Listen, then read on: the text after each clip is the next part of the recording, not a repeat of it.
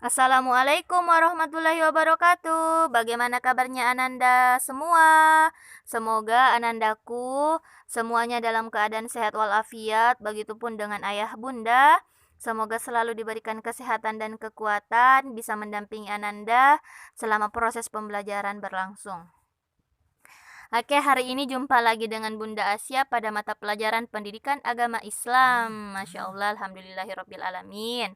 Oke, Ananda. Sebelum kita mulai, kita mengawali kegiatan kita hari ini dengan berdoa. Ayo kita berdoa bersama-sama.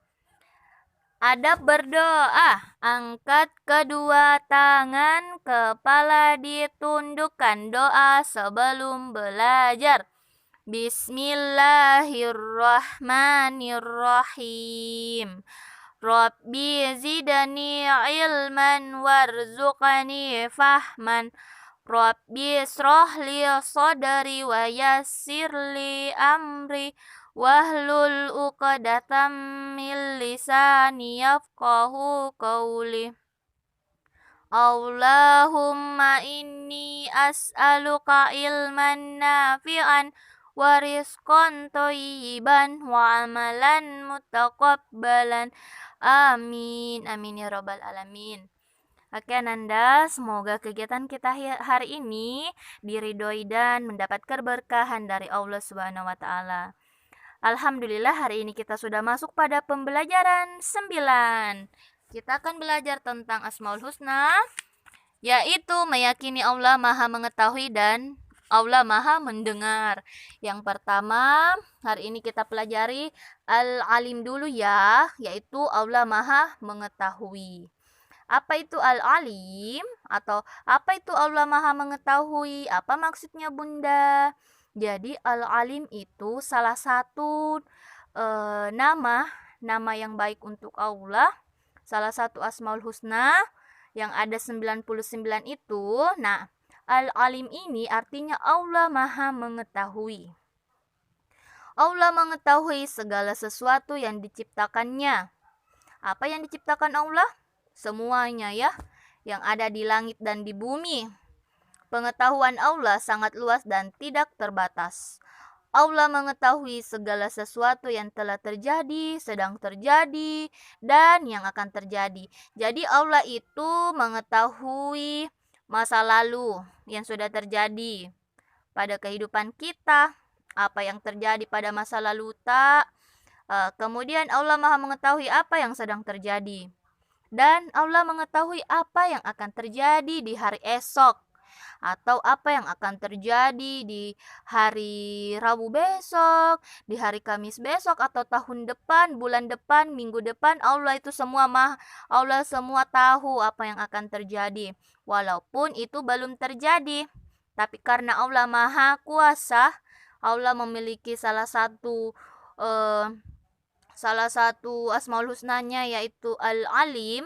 Jadi Allah dikatakan Maha Mengetahui sesuai dengan firman Allah Subhanahu wa taala Quran surah Fatir surah ke-35 ayat 38.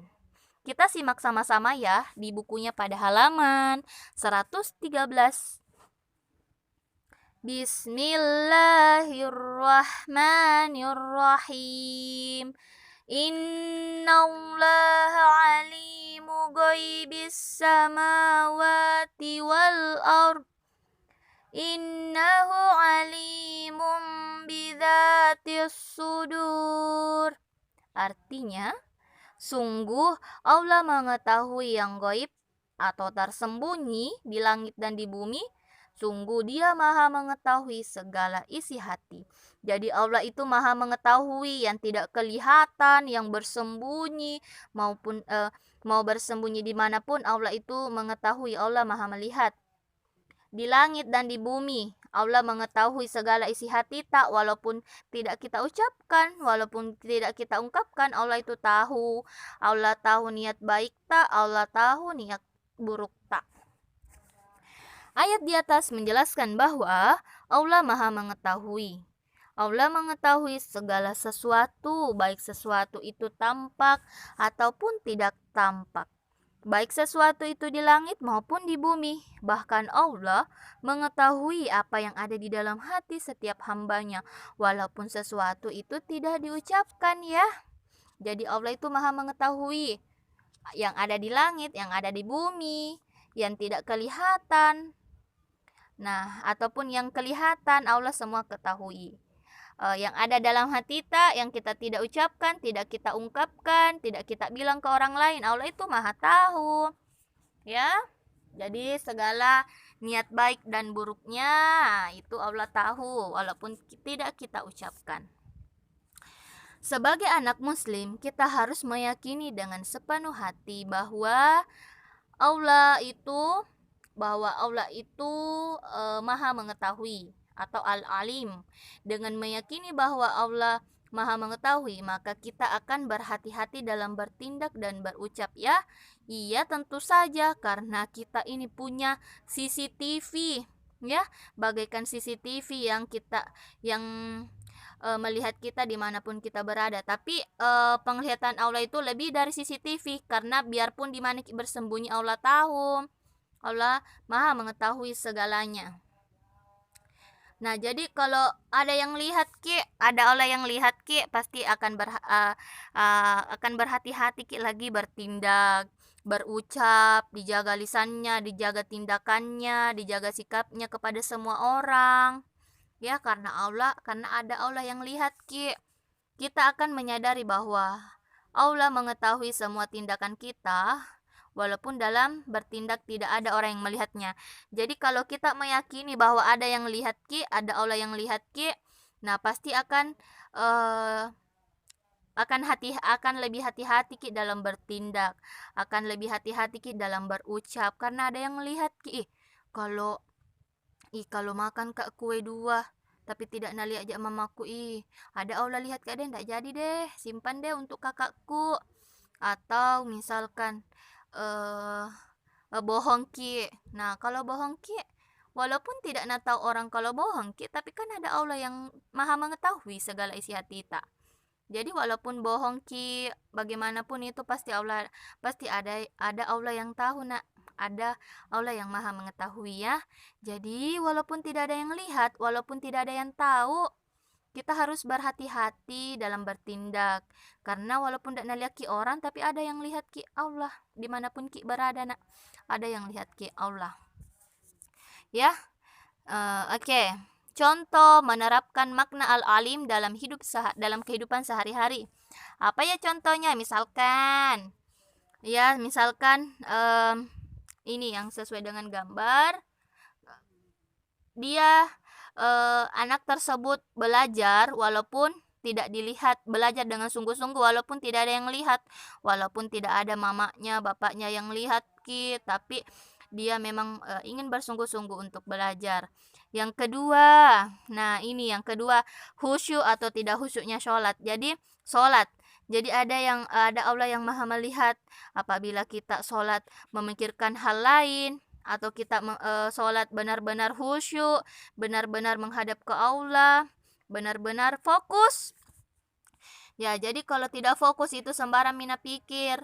Mungkin sementara sholat na pikir natinggali maka natinggali mak temanku pergi mama yang cepat-cepat sholat deh, cepat-cepat ke sholat deh. Nah, itu ndak khusyuk itu namanya kalau pikirannya di luar dari sholat mindi.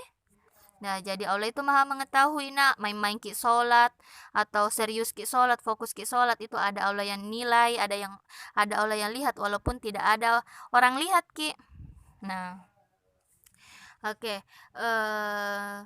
Nah, itu dia ya penjelasan Bunda tentang Allah maha mengetahui atau al-alim. Untuk hari ini semoga penjelasan Bunda jelas.